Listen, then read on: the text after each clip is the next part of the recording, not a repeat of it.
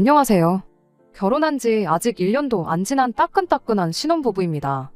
제가 이렇게 오늘 사연을 보내게 된 이유는 장남도 아닌데 집안 제사에 책임감이 넘치는 저희 시아버지 이야기를 해보려고 해요. 저와 남편은 가까운 지인들의 소개로 처음 만나 연애를 시작하게 되었고 그렇게 3년간의 만남을 이어오다가 결혼까지 하게 되었습니다. 결혼 준비하면서 시댁이 제사가 없는 집인 걸 알게 되었어요. 결혼 후 받을 수도 있는 명절 스트레스 때문에 남편에게 너네 집은 제사를 지내니? 하고 단도직입적으로 물어봐서 알게 된 건 아니에요. 저희 집이 제사를 지내거든요. 대신 명절 때나 다른 제사들은 다 생략하고 할머니 돌아가신 날에만 따로 기제사를 올려요. 할머니 제사만 챙기는 데에는 이유가 있습니다. 할머니가 저희 친정 부모님을 엄청 아껴주셨거든요. 저희 어머니가 처음 결혼한 해에 할머니께서 내 아들 며느리가 나처럼 1년에 4번씩 개고생을 하는 꼴은 못 보겠다며 니들 조상이니 니들이 챙겨라 하고 제사 보이콧 선언을 하셨대요. 할머니도 그동안 제사 챙기느라 고생하셨던 게 있으셨겠지만 그 고생을 며느리인 저희 엄마한테 떠넘겨서 시집살이 대물림을 해주기가 싫으셨다네요. 아무튼 그 덕에 진짜로 저희 집은 제사가 없어지게 되었고 그 뒤로도 할머니가 저희 어머니를 첫째 며느리라고 각별히 아껴주셨어요. 나중에 할아버지 돌아가시고 나서는 저희 어머니가 먼저 제안해서 할머니를 모시고 살았고요. 그 후로도 이래저래 할머니가 저희 집을 많이 챙겨주시고 그랬어서 그냥 제사라기보단 할머니 기일을 챙기는 느낌으로 제사를 챙기고 있습니다. 날짜도 기일에 딱 맞춰서 하는 게 아니고 다른 친척들도 오며 가며 하기 편하게 토요일로 날짜를 바꿨고요. 기제사라고 꼭 자정에 맞춰서 지낼 필요도 없다고 할머니 기일을 이유로 겸사겸사 그냥 다 같이 친척들끼리 모여서 저녁 한 끼 먹고 그러는 시기예요. 음식도 각자 집에서 알아서 하나씩 해서 가지고 오다 보니 딱히 제사 준비하는데 힘들 것도 없고요.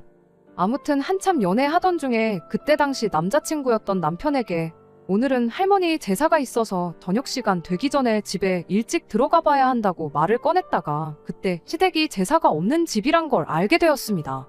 그래서 겸사겸사 우리도 제사라고 딱히 있는 게 아니고 할머니 기일만 챙기는 거다.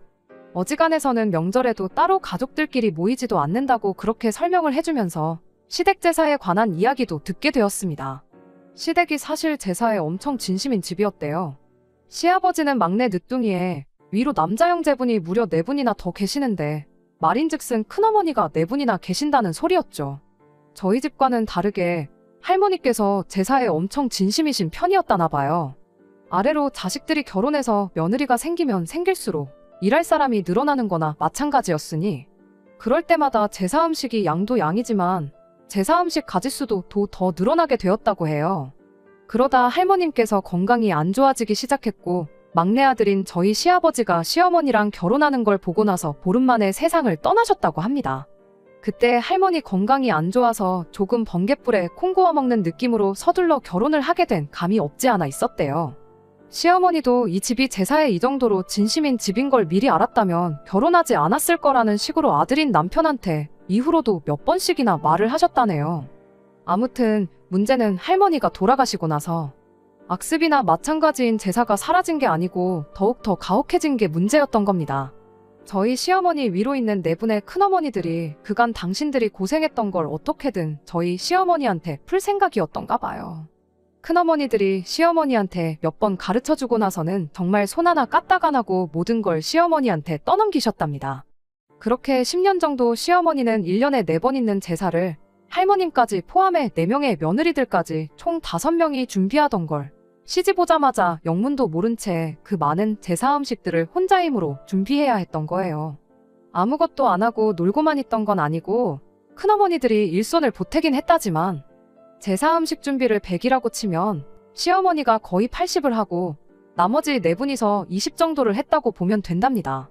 제사 준비라고 넷이서 한 통속이 돼서 그렇게 부려먹었는데 평소라곤 또 시어머니를 안 괴롭혔었겠나요? 집마다 무슨 할 일이 있으면 묻지도 따지지도 않고 불러내서 시어머니를 부려먹고 그런 식이었답니다. 그래도 시어머니가 꾹꾹 참고 그렇게 버티고 계셨는데 남편 아래로 연년생인 신우가 있거든요. 그 신우 때문에 결국 저희 시어머니가 폭발을 하게 되었던 거예요. 그날도 한참 시어머니 혼자서 전날 저녁부터 거의 꼬박 밤을 새다시피 해서 제사 음식을 준비하고 계셨다고 해요. 아침 일찍부터 해서 하나둘씩 친척들이 모이기 시작했고 시어머니가 거의 모든 준비를 마쳐놓은 상황에 큰어머니 네 분께 잠깐 쉬고 올 테니 마무리 좀 부탁한다고 하고 잠깐 방에 들어가셨답니다. 밤을 거의 새다시피 해서 준비를 하셨다 보니 잠깐 눈 좀 붙이고 나올 생각이셨던 거죠. 그렇게 한 30분 정도 눈을 붙이고 다시 나오셨는데 나오자마자 시어머니가 거기서 기겁을 하셨다는 거예요. 나가보니까 4명의 큰어머니들에 둘러싸여서 당시 9살밖에 안 된 신우가 동태전을 뒤집고 있었답니다. 세상에 큰어머니라는 사람들이 9살밖에 안 된 조카한테 일을 시킨 거죠. 물론 아예 일을 떠넘긴 건 아니고 자기들 전 부치는데 이리 오라고 해서 앉혀놓고 너도 해보라고 뒤집개를 쥐어줬던 건가 봅니다. 아버님이 늦둥이인데다가 막내다 보니 남편이나 신우가 다른 친척 형제들하고도 나이차가 상당히 나는 편이에요. 시어머니 입장에선 지난 10년 세월 동안 지들 자식들한테는 전을 부치기는커녕 주방 근처에는 혹시나 기름이라도 튈까봐 얼씬도 못하게 했고 한참 시어머니 혼자서 전을 부치고 있으면 애들 먹인다고 빈 그릇 들고 와 덜어가서 챙겨주기 바빴었다는데 당장 9살밖에 안 된 당신 딸한테는 먹어보라고 전을 먹여주기는커녕 너도 뒤집어보라고 일을 시키고 있으니 그걸 보고 눈이 안 돌아가는 엄마가 세상에 어디 있겠어요.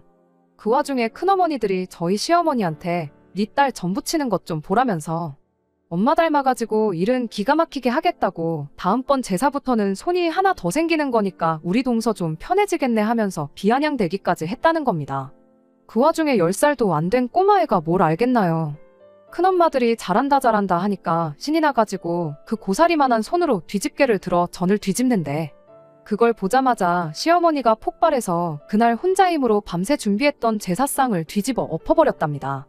남편이 해주는 20년도 더 된 이야기인데 제사상을 뒤집어 엎어버렸다는 그 말을 듣고 제 속이 얼마나 후련하던지. 남편도 엄청 어릴 적이지만 그날만큼은 충격이 커서 그런가 아직도 장면이 기억이 나는 게 있다네요. 시아버지하고도 그날 대판 싸웠다고 하고요. 넌 대체 뭘 했길래 네 형수들이 우리 딸 부려먹으려는 거 막아서지도 못하고 가만히 있었느냐고 어쩌고 저쩌고. 아무튼 그렇게 그날부로 시어머니는 시댁 제사에는 일절 관여하지 않겠다 선언을 해버렸고 그렇게 남편 집에는 제사가 없어졌다는 사실을 알려줬어요. 정확히는 시부모님네가 다른 가족들하고 관계가 소원해져서 그 뒤로 얼굴도 안 보고 지내는 사이가 되었던 거죠. 그 이후로 시부모님네 빼고서 남은 가족들끼리 제사를 지내긴 지냈나 본데 몇 해 못 가고 제사 음식을 네가 하니 내가 하니 왜 나만 하니 그런 문제로 큰어머니들끼리 서로 떠넘기고 싸우고 그러다 결국 제사도 없어지고 온 가족들이 전부 사이가 나빠졌다는 겁니다. 그렇게 공식적으로 시댁에는 제사가 없어지게 되었다고 해요. 그 뒤로 가족들이 사이가 다시 좋아져서 교류하고 지내는 건 또 아니랍니다. 남편은 다른 건 모르겠고 남편이 어릴 적의 일이지만 시어머니가 상상도 못할 만큼 고생을 하셨다는 걸 직접 두 눈으로 보았다 보니 제사에 대해서 남편은 부정적인 생각을 가지고 있었대요. 그런데 저희처럼 제사를 지내는 집이 있다니까 그건 또 새롭다고. 왜 우리 집 어른들은 간소하게 지낼 생각은 안 하고 서로 떠넘기기만 했을까? 그런 식으로 놀라워했었죠. 아무튼 그렇게 본의 아니게 시댁 제사에 얽힌 이야기를 결혼 전부터 알게 되었습니다. 제사를 그때부터 계속 지냈다고 해도 그 때문에 결혼을 안 할 생각도 아니었고 사실 크게 상관없는 이야기나 마찬가지였어요. 그렇게 남편과 결혼해서 작년 5월부터 결혼 생활을 시작했습니다. 시댁이 지방에 있는 데다가 거리도 엄청 멀리 있다 보니 자주 찾아뵐 일은 없었어요. 결혼 전에 인사드리러 간다고 한번 찾아뵈었던 게 전부였습니다. 상견례는 친정하고 딱 중간쯤 위치해서 했었다 보니 그 뒤로는 정말 시댁까지 갈 일이 전혀 없었어요. 신혼여행 다녀와서도 안부 인사만 전해드리고 끝이었습니다. 시부모님 두 분 다 거리가 워낙에 멀다 보니까 오히려 먼저 뭐하러 그 멀리까지 고생스럽게 오며 가며 하냐고 피곤할 텐데 그냥 집에서 쉬라고 해주셨었고 그러다 보니 결혼하고 처음 맞는 첫 명절인 추석이 오기 전까지는 시댁에 따로 시간 내서 찾아갈 일이 없었어요.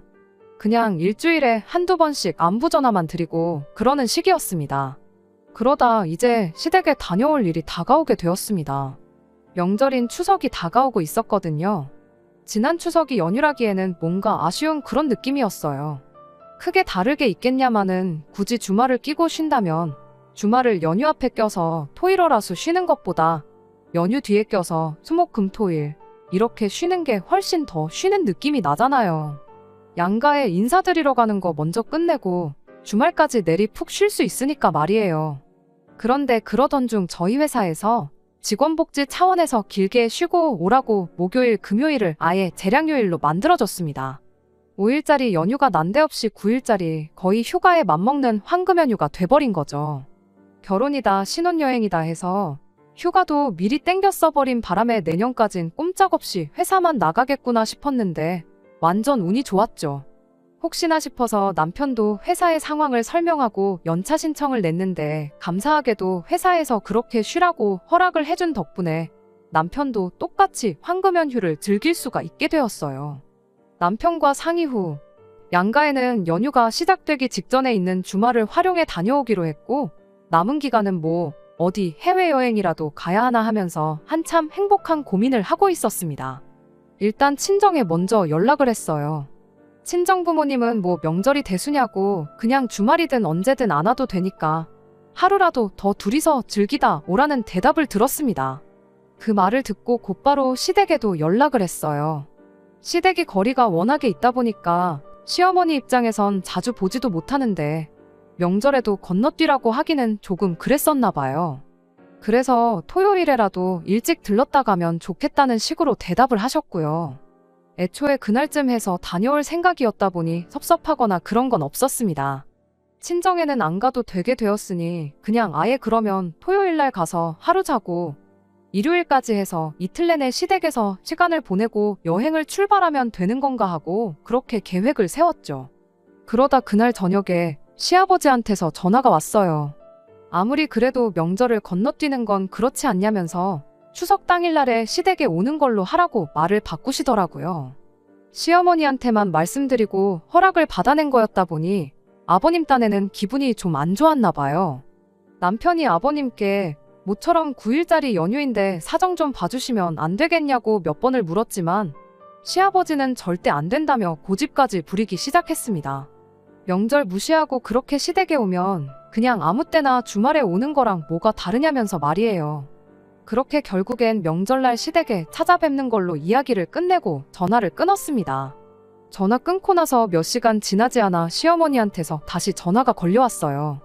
당신 딴에도 저희들 연휴 맞아서 어디 좀 길게 다녀오게 해주라고 몇 번을 설득했었는데 시아버지가 워낙에 완고하게 나오는지라 어쩔 수 없었다면서 미안하다고 하시더라고요.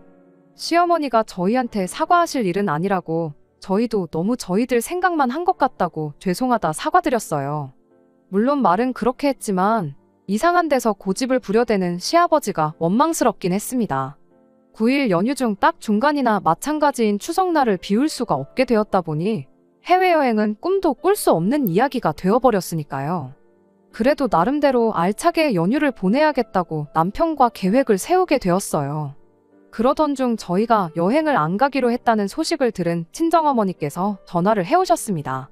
저희 작은아버지네가 은퇴를 하면서 은퇴자금으로 속초 어디쯤 바다 전망 좋은 곳에 운영 중이던 펜션을 하나 매입하셨다네요. 내년 여름 성수기가 오기 전까지 시간적 여유가 많다 보니 작은아버지가 직접 펜션을 리모델링을 하실 계획이시랍니다. 그런 만큼 그 당장 영업한다고 바쁜 것도 아니고 리모델링 공사도 아직 시작을 안 했다 보니 당장 연휴 맞아서 친척들끼리 다 그 펜션에 모여서 2박 3일 푹 쉬다 오기로 했다는 거예요. 저희 여행 계획이 어그러졌으니 아쉬운 대로 거기라도 따라가서 놀다 오지 않겠냐고 제안을 해주신 거죠. 원한다면 작은아버지한테 부탁해서 그 주 주말까지 내내 저희가 그 펜션을 숙소처럼 사용할 수 있게 물어보겠다고 하시더라고요. 그래서 이참에 그냥 속초를 거점으로 강원도 여기저기 돌아다니는 것도 좋겠다 싶어 그렇게 하기로 했습니다. 시댁에는 새벽바람에 출발해 점심까지 먹고 거기서 조금 쉬다가 저녁시간 되기 전에 그 펜션으로 이동하는 걸로 그렇게 계획을 세웠어요. 시댁에서 대충 차로 1시간 반 정도 거리라서 점심 먹고 적당히 시간 보내다 오면 시간이 딱 알맞겠더라고요. 추석날 당일 직전인 주말에는 둘이서 그래도 비행기 타는 기분이라도 내자고 2박 3일 제주도를 다녀오기로 했고요. 그렇게 연휴가 시작되었고 저희는 계획한 대로 토요일에 제주도에 도착해서 시간을 보냈습니다. 거기서 즐겁게 시간을 보내고 월요일 점심쯤 해서 비행기 타고 집에 돌아왔어요. 다음 날에 아무래도 운전을 많이 해야 했다 보니 그날은 그냥 다른 거 더 안 하고 집에 오자마자 바로 잠을 청했죠. 그렇게 새벽에 일어나서 시댁으로 출발하려는데 시어머니한테서 전화가 몇 통이나 와 있더라고요. 톡을 보니까 시어머니가 오지마 이렇게 한마디 보내놓으셨었는데 왜 그러시냐 전화를 해보자니 시간이 한참 주무실 새벽 시간대라 그냥 그대로 부랴부랴 출발했어요. 오지 말라고 보내놓은 톡이 저희 딴에는 그냥 아버님이랑 말다툼 같은 거 하셔서 그러신가 보다 하고 대수롭지 않게 생각했죠. 그렇게 차로 6시간 거리를 달려서 시댁에 도착을 했습니다. 결혼하고 처음 찾아뵙는 것이니만큼 얼마나 우리를 반겨주실까 잔뜩 기대하고 시댁 현관문을 열었죠. 그런데 그 앞에 펼쳐진 광경이 저도 저지만 남편도 그 자리에 얼어붙어서 이게 무슨 상황인가 파악하느라고 아주 정신이 없어 보였어요.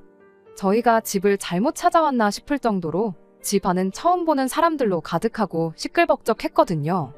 제대로 찾아왔는지 알 수 있었던 건 그 수많은 사람들 가운데 넋이 빠진 얼굴을 하고 음식을 하고 있는 시어머니를 발견하고 나서였어요.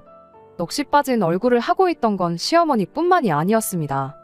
생전 처음 보는 저희랑 10에서 15 정도 나이차가 날 법한 다른 여자분들 몇 명이 딱 저희 시어머니가 짓고 있는 표정과 똑같은 표정을 하고 시어머니 곁에서 같이 음식을 준비하고 있었거든요. 이게 무슨 일인지 도무지 상황 파악이 안 되는 가운데 시아버지가 신이 나서는 저희들한테 이제 왔냐고 인사를 한마디 건네시더라고요. 그리곤 저희를 한참 사람들 떠들고 있는 거실로 끌고 갔습니다. 그리고 이게 다 무슨 상황인지 그때가 돼서 알게 되었어요. 그분들이 다 아버님 위로 있는 큰아버지들이래요. 옆에 앉아있는 건 뭐 말해 뭐 하겠나요. 그 집 자식들이랑 결혼 전에 남편한테 말로만 들었던 악독하기로 소문난 큰어머니들이었습니다.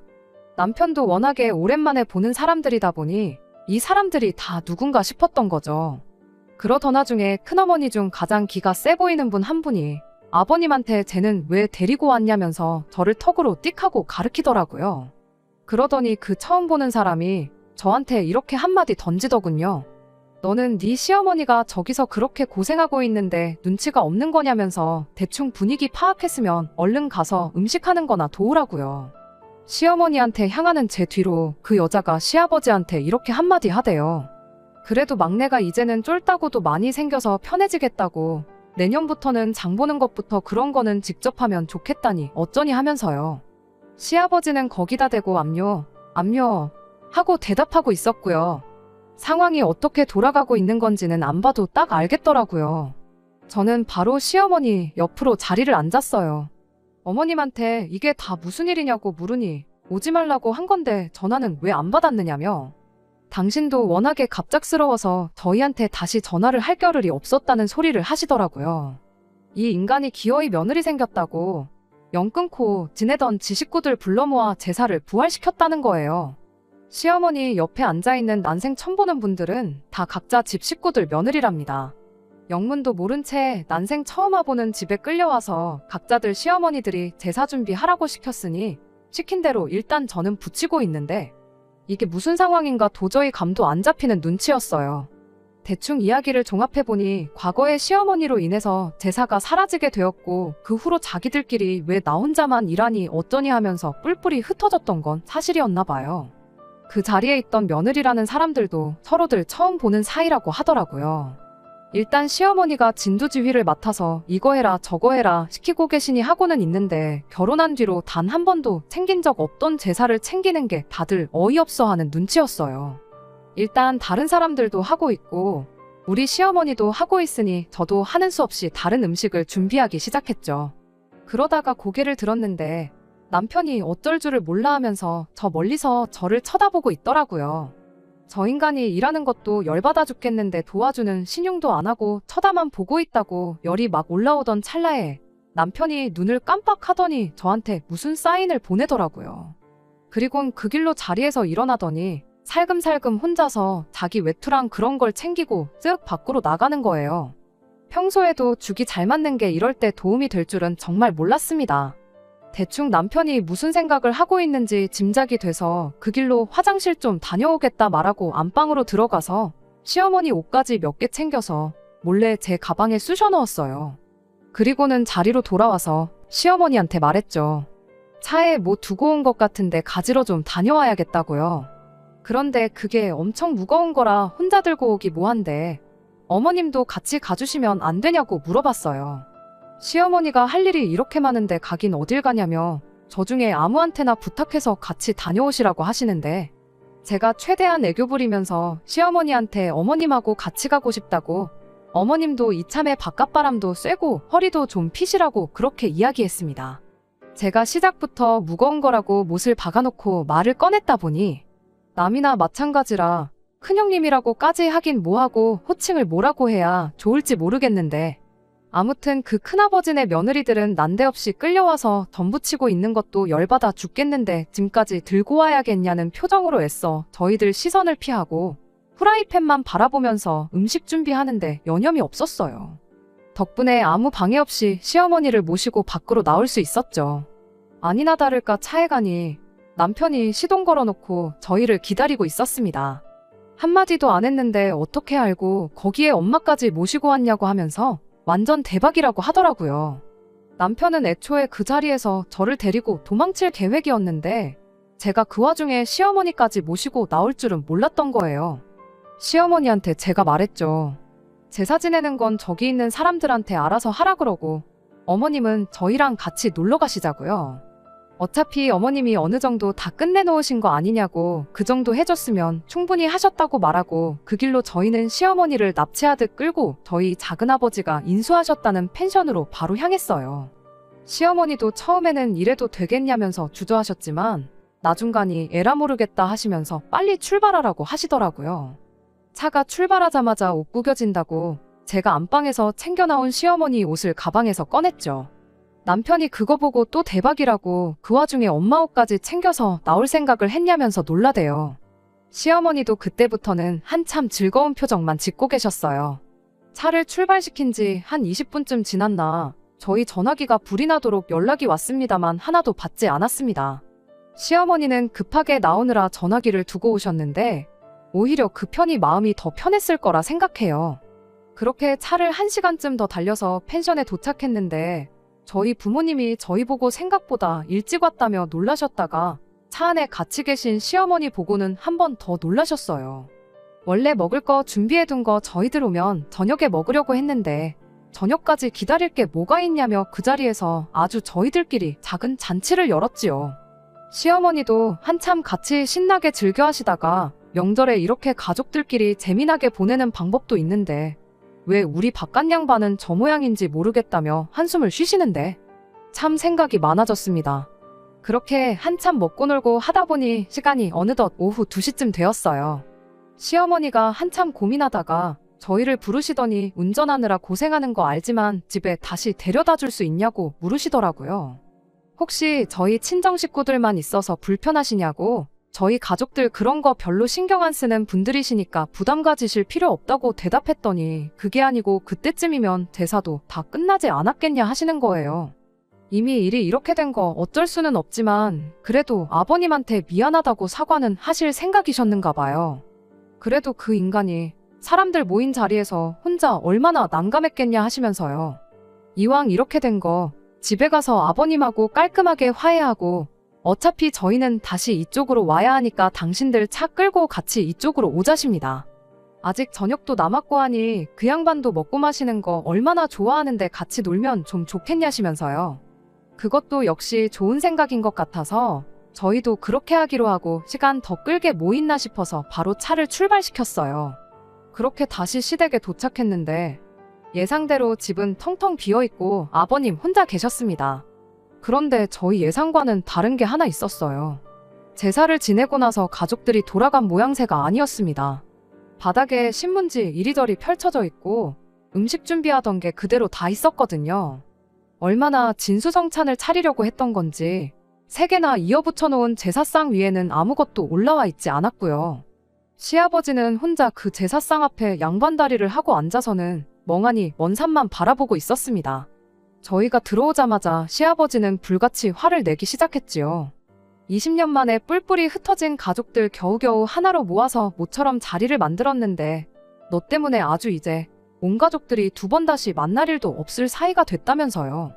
저희가 중간에 그런 식으로 나갔다는 걸 알게 되고는 일단 먼저 영문도 모른 채 끌려와서 음식 준비하던 큰아버님들네 며느리들이 들고 일어섰답니다. 그 집 아들들한테 우리가 여기 끌려와서 뭐 하고 있는 거냐고 하면서 그 길로 자기들도 음식이고 제사 준비고 안 한다고 했다는 거예요.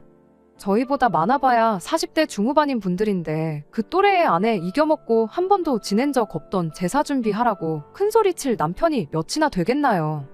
그전까지야 저희 시어머니가 대표로 총대 메고 고생하고 있으니 어찌어찌 통솔이 되는 분위기였는데 저희가 그냥 그렇게 갔다는 사실을 알고는 하나둘씩 자리를 떠나간 겁니다.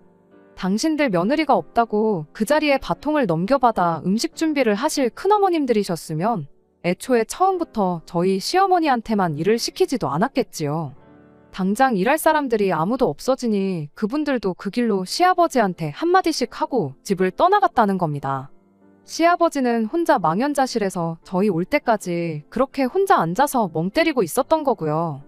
시어머니는 그렇게 된 상황에 처음에는 난감해하면서 아버님한테 미안하다고 일이 이렇게까지 될 줄은 몰랐다며 계속 사과를 하셨어요. 저희도 너무 경거망동을 한 건가 싶어서 한참 고개 숙이고 같이 아버님한테 혼나고 있었죠. 그 와중에 시아버지가 한마디를 꺼내시더군요. 제사 음식 좀 하는 게 뭐가 힘드냐며. 너 우리 집에 시집 오기 전에 형수님들도 다 하던 거 아니었냐고. 뭐 어디 너만 고생하는 건 줄 착각하지 말라면서 저희들 있는 건 아랑곳하지도 않고 막말을 하는 거 아니겠어요? 20년 세월 가족들 사이 이간질시켜서 서로 등지고 살게 만들었으면 됐지. 이제 다시 좀 잘 지내보려는데 그걸 못 참고 이렇게 집안꼴을 풍비박산 내놓으니 좋으냐고.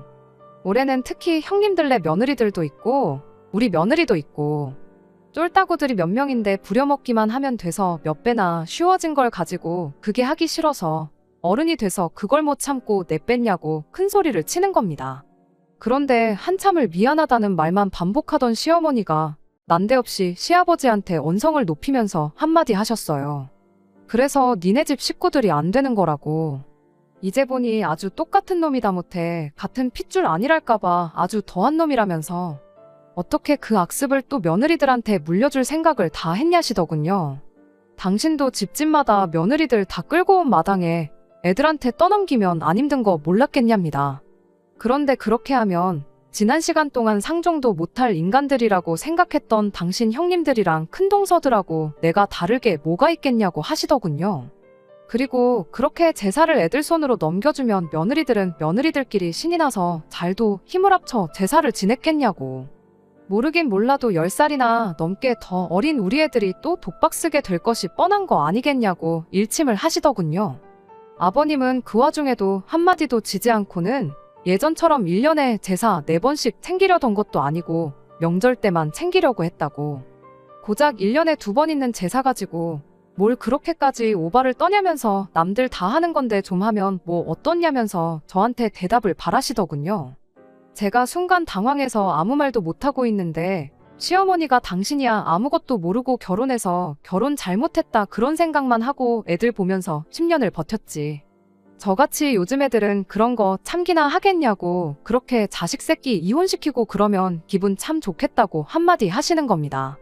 하긴 그러니까 우리 딸이 10살도 안 된 나이에 전부치고 있는 모습 보고 지 가족들하고 시시덕거리면서 잘한다고 박수나 치고 있지 그때 알아봤어야 했는데 몰라본 내 잘못이라며 아주 분통이 다 터진다고 가슴을 내리치시는 거예요. 그러다 그때 이혼 못했다고 지금도 못할 거 있냐면서 난데없이 시아버지한테 이혼하자는 이야기를 꺼내셨어요. 그 말이 나오기 무섭게 아버님을 포함해 저희 둘까지도 깜짝 놀라서 시어머니를 쳐다봤습니다. 그 표정만 봐도 얼마나 진심인지가 느껴졌죠. 제가 나서서라도 뭘 이혼까지 하시냐 하고 말려야 하나 싶었는데 도무지 입이 떨어지지가 않을 정도였어요. 그건 며느리인 제가 아니라 아들인 남편도 똑같았나 봐요. 그렇게 저희는 아무 말도 못하고 있었는데 어머님이 아버님한테 당신 말이 맞다고 1년에 4번도 지내던 제사인데 2번이 뭐가 힘들겠냐. 남들도 다 하는 건데 어려울 거 없다고. 그러니까 그 잘난 니네 집 제사상은 상관도 없는 남이 집 딸 자식들 부려먹어서 지낼 생각 하지 말고 니들 손으로 직접 지내면 되는 거 아니냐고. 나는 이혼해서 손 뗄 테니 니들끼리 며느리를 부려먹던, 자식들 이혼시켜서 니들끼리 지내던 그 잘난 제사 알아서 챙기라고 한마디 하고는 저희한테 괜히 오자고 해서 벌써게 만들어 미안하다고 한마디 하시고는 저희를 데리고 다시 집 밖으로 나가시더라고요. 나오시면서도 저딴 인간 밥 챙겨주자고 여기까지 오자고 한 게 다 후회가 된다시며 이제야 속이 후련하다고 한마디 하시대요. 결국 저희는 그렇게 다시 펜션으로 돌아왔어요. 오는 길에 신우한테 주소를 찍어줬는데 거리가 있다 보니 저희 저녁 먹기 시작하고 한참 지나서 신우가 도착을 했습니다. 전화로 대충 자초지종을 설명해줬는데 신우는 뭐 대화고 뭐고 할 것도 없이 도착하자마자 시어머니한테 이혼 결정 잘하셨다고 한마디 해주더군요. 엄마 챙기는 건 딸밖에 없다는데 그게 무슨 말인지 딱 알았어요. 아마 모르긴 몰라도 그날 아침에 신우가 시댁에만 있었더라면 일이 그 지경까지 가기 전에 신우 선에서 큰아버지고 큰어머니고 시댁에 발도 못 붙여보고 쫓겨나지 않았을까 하는 생각까지 들었습니다. 아무튼 심각한 이야기는 생각보다 금방 끝났고 그렇게 저희는 저희대로 즐겁게 먹고 즐기고 시간을 보냈네요. 원래는 저랑 남편 둘이서 그 펜션에서 연휴 끝날 때까지 있다 가려고 했는데 이렇게 된 거 시어머니와 신우도 같이 해서 넷이서 시간을 보내게 되었습니다. 그 후로 시어머니는 바로 이혼 준비를 시작했고 그동안은 서울에서 신우랑 같이 지내기로 했어요. 재산 분할받으면 지금 집이 좁은 편이라 신우랑 같이 지낼 만한 넓은 집을 알아봐야겠다시는 걸 보니 시아버지가 어떻게 사과를 해와도 다시 합치실 생각은 없는가 봐요. 이번 연휴도 어쩌다 보니 저희는 한 주 내내 쉬게 되었는데 일단 신우랑 같이 해서 시어머니 모시고 여행 좀 다녀왔다가 연휴 막바지쯤 해서 아버님 보러 내려갔다 올 생각이에요. 혹시 또 제사 준비니 어쩌니 해서 명절 당일날 오라고 하시면 그냥 안 갈 생각이긴 합니다만 그래도 어머님이랑 이혼하신 거지 저한테는 아직 시아버지니까 제 할 도리는 하고 살려고요. 끝까지 들어주셔서 감사합니다. 오늘의 사연은 여기까지입니다. 구독과 좋아요, 알람 설정 부탁드리고 더 좋은 사연으로 다시 찾아뵙겠습니다. 감사합니다.